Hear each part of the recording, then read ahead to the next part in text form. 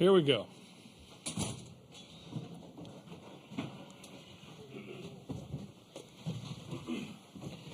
Jay, give us an overview. Yeah, a couple things. Sorry for the delay. It's one of the greatest moments of my life, honestly. Number one. Number two, couldn't be more proud of our team. I think that exemplifies the talent on this roster, but more importantly, the character and the people. And as I look to my left, I just see three great players that are better people than they are players. The best pitched college baseball game I have ever seen from both sides. Obviously, what Paul did was spectacular. What Thatcher did was spectacular. You might see four pitchers that were on that mound tonight from both teams that will pitch in Major League Baseball All-Star games. And hat tip to Coach Walter and Wake Forest. I mean, we just slayed a giant tonight, and that was special. And lastly, look to my left. If you're one of the best players in the transfer portal, there's only one place to come play, because last summer I spent a lot of time with these young men, and I think they would tell you they made the right choice. So I'd want to join forces with them if they're out there. Okay, Jay. First of all, we'll have questions to the student athletes. Once again, raise your hand. We'll get a mic to you, and we'll start here with Michael. Saw him first. Tommy, earlier in the week you told us that you weren't freaking out. Everybody's freaking out on the internet, I think is what you said. But how confident were you despite the struggles here in Omaha? I'm always confident in the box. That's just how I play the game. I don't think I was struggling, but I thought I was doing all right. You're not. But, I was super confident, just doing my deal. That's about it. Okay, right here. Leif Skotnick, World Baseball Network. Tommy, can you just take us through the pitch, what you were looking for and how you prepped for that at bat? Yeah, so I was definitely going for heater. I thought a heater was coming, but I was very amped up, and I saw a slider that was up, and I could get my bat head to it, so that was about it. Okay, Aaron. Aaron Fitt, D1 Baseball. Paul, I think a lot of people probably agree with Jay here that this was one of the greatest baseball games that we've seen here in a long time. To be right in the middle of that, to be on the mound, against Louder, this kind of epic duel. How do you kind of describe the whole experience of it? To be honest, I think it might have been cooler for the people in the stands than it was for me, just because all it comes down to is just executing. I didn't watch a whole lot of Louder's outing. Obviously, he did really well, executed really well, but just comes down to slowing the game down and going out there and executing. Okay, go here, Leah. Leah Van, Baton Rouge Advocate. Paul, you come in on probably your shortest amount of rest you've had all season, and I'm just wondering, what did the conversation about starting today look like? Was there ever any doubt? And just how did you feel about coming out for a second appearance at the College World Series? There was no doubt. I know, our strength coach is Wes. I knew everyone was going to do everything in their power to get me ready. Everyone's going to get everyone else on the staff ready to pitch, 2 or 3 more times for the bullpen arms. But there was no doubt in my mind. And to be honest, there wasn't a whole lot of conversation. Okay. Mike Farrar with Berg Sports Network. Paul, can you kind of describe about, I don't know if you saw on the Jumbotron that you broke the SEC and the LSU strikeout record. Could you describe what that moment is like for you? I've gotten to talk with Ben a lot, and he called a lot of our games. Obviously, he had a really good career at LSU and in the major leagues. It's cool, and it's cool to leave a legacy. Okay, Michael. This is for Paul and for Tommy. I guess just you guys saw the bunt coming, but Trey being able to make the play that he did with the quickness and fluidity that he did. From your perspective, what do you guys think of that? Paul, you start. I think he showed everyone in the country that he's the most athletic first baseman out there. To be honest, I saw him lay the bunt down, and Trey kind of just came flying in and made the play and picked me up. Tommy? Yeah, as soon as I saw the bunt, the angle of the bat, I knew it was going to first. And I didn't see Trey, I was like, oh, God, they're going to score. And then he came flying out of nowhere, and Milazzo put a great tag on, so that was pretty awesome. Over here. Thatcher, Glenn Wesco, 247. When you're watching a pitcher's duel like that through 8 innings, and then you come out and you have to go, 9, 10, 11 to just kind of keep that up. I mean, just what kind of mentality goes into that? And Paul, I guess, could speak to that too. Just getting those final 9 outs there to kind of give your offense the time to win it. Yeah, I mean, like Coach says all the time, it's just all about execution. And I was going to do anything to get that win out for us. I wasn't going to let us down. Paul? Yeah, I mean, I was with him between innings, super level-headed, and he knew that it just came down to what he went out there and did, or what he was going to go out there and do. If you keep it simple and make it about executing, it's a really simple game. Okay, Matt? Matty Marinas, white and blue review for Thatcher. Brock Wilken up with 2 runners on, big spot. What'd you go through mentally, and what'd you do to execute to get out of that situation? I was going to go at the strike zone, trust my defense, throw everything with full conviction. Okay, Michael? For Paul and Tommy, this was a goal to get to this spot right now. And talking to the guys on the field, they said a lot of it is, this wasn't the end goal kind of thing. Just your thoughts on now being in the title series and what's ahead. Paul? Yeah, the whole year we knew we could do it, and that was the primary goal. When we had a meeting like January 14th or something like that, and the goal, for this season was to win a national championship, and everything along the way would be a bonus. This was, what we've had our eyes on all year, and it's really cool to be here now. Tommy? Yeah, pretty much the same thing. But yeah, it's just going to come down to execution, just playing the game one pitch at a time. We know what to do. We know what we got to do, and we're just going to play our game, hope for the best. You got Mike Farron back here. Mike Farron, Sirius XM. Tommy, after the celebration, you went and embraced, I think, Camden Manasseh. I know you guys were close. Why was that important for you to do? And a number of your teammates started doing that with Wake players. Why was that important tonight? I mean, their season's over. It's a very hard time. They had high expectations coming into this, and they played great.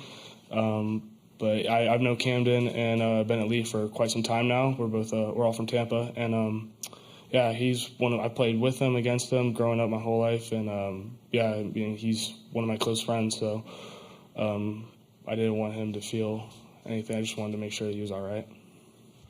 Okay, we'll go to Leah for the last question for the players. Tommy, y'all face a tough pitcher in Rhett Lauder tonight. Seeing him this entire night, what was difficult about hitting against him?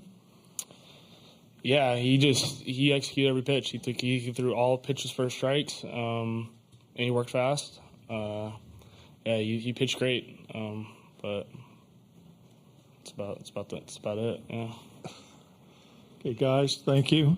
Remind you that we'll have LSU back here tomorrow morning. Our Florida part of the news conference will start at 11. About 11:20, 11:25, we'll have both coaches here for photo op, and then the LSU news conference will follow that tomorrow morning with Jay and players to be named. So, first question for Jay, and we'll go back here with Matt, and then.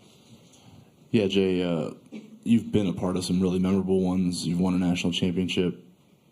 What about tonight differentiates it in terms of how special you feel it was?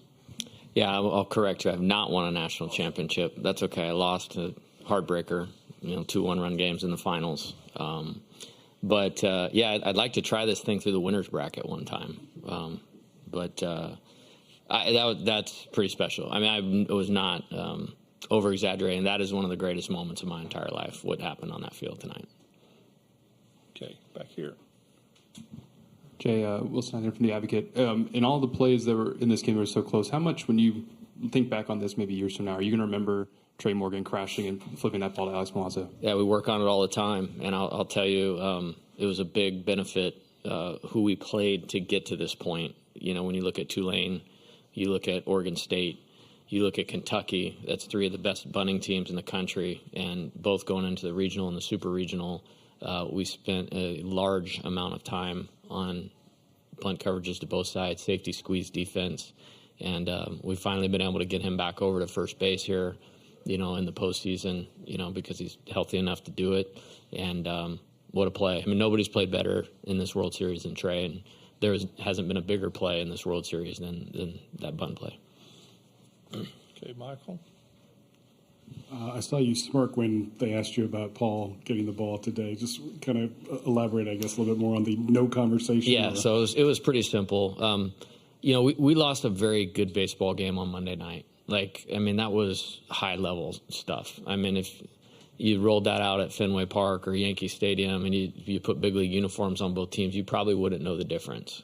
That was a tough loss. And when you're in that 2-0 game or 1-0 game, everybody knows the importance of it, only having to win 1 versus to win 3. That was a heartbreaker. We played good against another good pitcher. Hartle's one of the best pitchers I've seen in a long time. And so I felt like they just needed to be reminded of, we definitely can do this. 2 things. I mean, my team in 2016 did it, and LSU did it in 2017. So we weren't, doing something that was going to be unprecedented. So you start there. And then the pregame speech to Tuesday was a really simple speech on the whiteboard in our meeting room. I just wrote out Tuesday, Wednesday, Thursday, Saturday, Sunday, Monday. And on Tuesday, I wrote Nate's name down with 8 other pitchers. And then we just drew lines over to Wednesday. It was going to be somebody in that grouping of 9. Thursday, I wrote down Skeens, Hurd. I wrote down Saturday, Sunday, and then Monday, 1 game, this team to win the national title. I looked at it and goes, anybody got any questions whether we can do this or not? Great, let's get on the bus. And that was basically the announcement that Paul would pitch today. Okay, over here. Okay. Clint Yates, ESPN. Getting back to Trey, can you talk a little bit more about his development overall and what it was like for him dealing with the outfield when that injury situation was what it was before he got back? Yeah, he's a special competitor. I mean, he's meant so much to our team these last couple years. And when it matters the most, that's when you get the best. And we've seen that the whole NCAA tournament, regional, super regional, for sure. And then here in Omaha, the situation is never bigger than his plan. His competitive nature is spectacular. Then you add that with elite hand-eye, bat-to-ball skills, defensive versatility to play first base, athleticism to go to the outfield. There's not many guys that have all that skill set. And there'll be a professional team when this is all said and done that will have a talent that's also a winner that can do pretty much anything. Okay, next question for Jay. Michael. Same question I asked the guys about just this being the goal but not done kind of thing. From your mindset now, you've wanted it so bad for these guys, and now they're in the title series. Yeah, I think I haven't thought a lot about that just yet. We immerse ourselves in the present moment. I mean, going into the NCAA tournament, we talked about this team's had to deal with a lot of this thought of they're perfect because of their talent and their expectations. And, John Wooden used to say, winning is just about playing near your capability all the time. And I think we really settled in. We haven't tried to do too much, and we've really stayed in the moment. I think that was exhibited really well, which is why, Paul pitched the first game of the NCAA tournament. I'd be a hypocrite if I said that, and then you don't lead with your ace against a team that was playing its best baseball. And so that was done for that reason. And so I just think we've been so immersed in that now that this is here, it's not a surprise. And I will tell you, this is the first team that I've ever coached that I believe could win a national championship, hands down. And so in that meeting that Paul was referencing to, what do you want to do?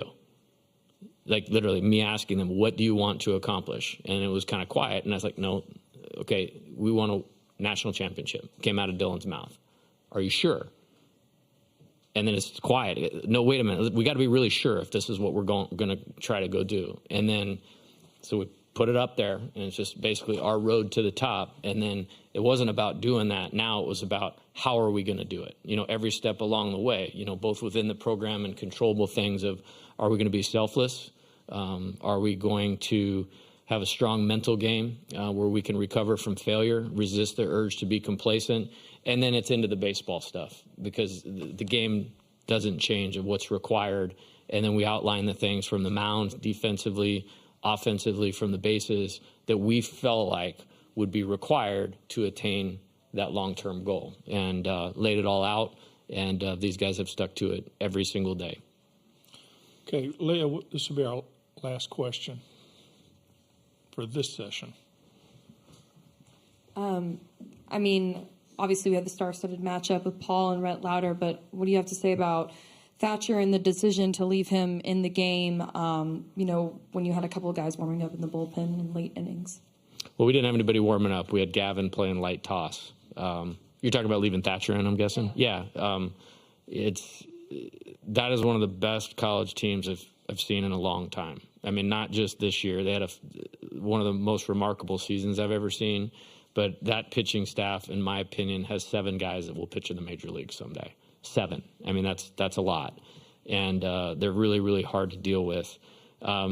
It was a funnel of pitchers that were going to be available today. And, we wanted to get Paul as long as we could. I'm really proud of him for getting us through 8. I think it took that to win the game, honestly.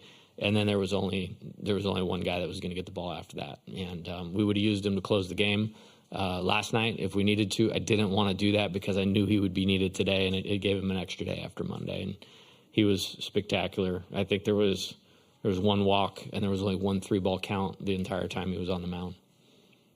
Jay, thank you. We'll see you in the morning. We'll see you in the morning. Yep. Thanks, buddy.